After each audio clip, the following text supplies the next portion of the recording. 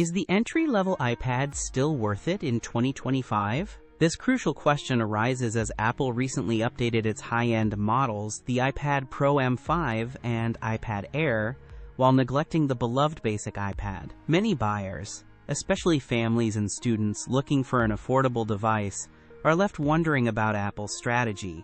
The current entry-level iPad, priced at $349, frustratingly still runs on the A16 chip, a technology first seen in the iPhone 14 Pro back in 2022.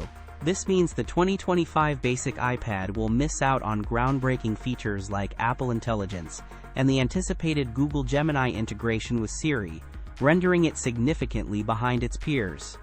For anyone considering an entry-level iPad purchase, the outdated A16 chip makes it a risky long-term investment.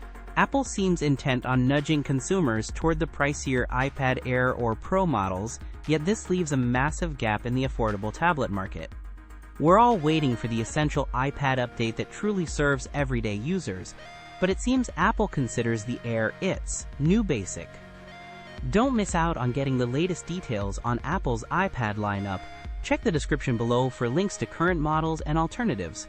The lack of innovation makes the current entry-level iPad a disappointing choice for many in 2025.